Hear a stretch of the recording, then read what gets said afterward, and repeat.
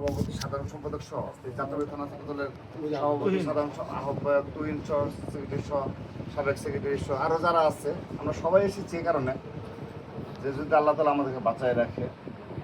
আপনারা একটা সন্তান হারিয়েছেন, প্রতিদিন দেখেন আপনার শত শত সন্তান আছে, কিন্তু আপনার সাথে আছে শত শত সন্তান। আমাদের ভারতের প্রধানমন্ত্রী জনাব তারেক রহমান আমাদেরকে পাঠিয়েছেন, তিনি আমাদের ডেকে নিয়ে বলেছেন যে এই জুলাই আগস্ট গণ অভ্যুত্থানে 1400 অধিক ছাত্র জনতা শহীদ হয়েছে।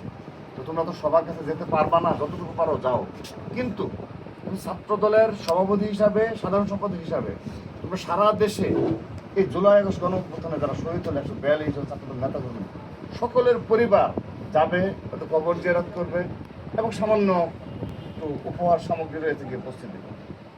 তিনি তার সরাসরি আসতে পারছেন না, কিংবা আপনার সাথে দেখা করে কথা বলতে চাচ্ছেন, রাষ্ট্র অনেক রয়েছে, কিন্তু ছাত্র দলের সাংগঠনিক অভিভাবক হিসাবে তিনি আমাদেরকে দেখেন পাঠিয়েছেন। আমরা শত শত আপনার সন্তান আজকে এখানে এসেছি, আমরা এখানে আপনাদের কাছে ওয়াদা করে যাচ্ছি, প্রতিজ্ঞা করে যাচ্ছি, আমরা প্রতিদিন আপনার খোঁজ রাখতে পারবো না, কারণ সবাই, কিন্তু আমরা কখনোই আমাদের এই জিহাদকেও বলে দেবো না, আপনাদেরও সন্তান হিসেবে আমরা সবাই থাকবো ইনশাআল্লাহ। যখন প্রয়োজন মনে করবেন আমাকে পাবেন না, এই যে আমার সভাপতিকে পাবেন, সভাপতি পাবেন, সেক্রেটারি পাবেন, পাবেন না ওই যে রহিমকে পাবেন, পাবেন না তুহিনকে পাবেন, এরকম শত শত লোক এই ভাইকে, এই বাবাকে পাবো, এই বাবাকে আমি অফিসে গেলে হ্যাঁ আমার লগে সাক্ষাৎ হয়, অফিসে গেলে হ্যাঁ লগে আমার কথা, এই দুই বাবা আমাদের নির্দেশ দেয় আমার বড় ভাই, হ্যাঁ সবকিছু করে। এই যে আছে, এই যে ভাই রানাও আছে এখানে, এই বাসা অর্থাৎ সর্বোচ্চ দায়িত্ব পালন করেছে। জিয়াদটা যখন ছিল তখন রফিক 4 আগস্ট 5 আগস্ট ছিল, আমরা একসাথেই ছিলাম। আলটিমেটলি তখন তার এইভাবে পরিচয় হওয়া কিংবা আসলে মানসিকভাবে ছিল না।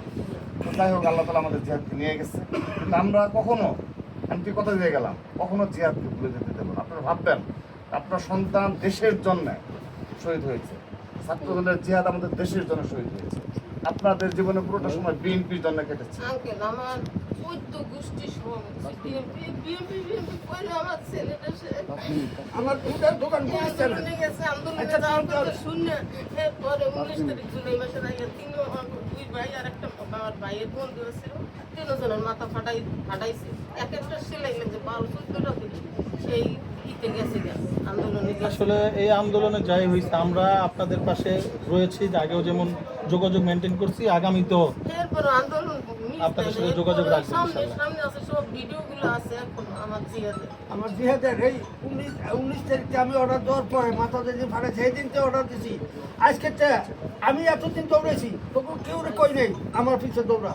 আজকে আমি অর্ডার দিচ্ছি, আমি বাপাই অর্ডার দিচ্ছি, বাসত মরস আমারও দেহা তোর ধাপাই পর। আপনাদের মতো অসংখ্য বাবারা নেমে আসছিল বিদায়, আমাদের মতো সন্তানরা আরো বেশি সাহস পেয়েছি, এবং এই দেশ আবারও পুনরায় গণতন্ত্র পুনরুদ্ধার হয়েছে।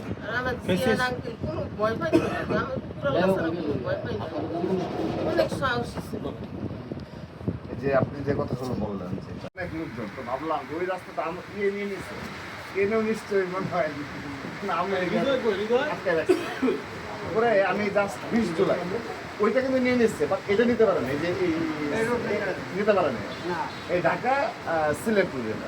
এরপরে এই পার হয়ে আমরা 20-25 জনের মতো আসছি, তো আমরা সবাই আটকে গেছে বাইক, অনেক লোকজন দেখা যাচ্ছে আর মনে হয় আমি লিখি ভাই, কারণ ওই পাশ দিয়ে তো ভাই পুরো পুলিশ নিয়ে নিচ্ছে। তো এখন তো আমার তো বাসায় ঢুকতেই হবে, কারণ এটা ব্লাড বেরোচ্ছে, অবস্থা ভালো না। এর মধ্যে 2 ঘন্টা হাঁটতে হয়েছে, রাত হয়ে গেছে, 7-8 বেজে গেছে।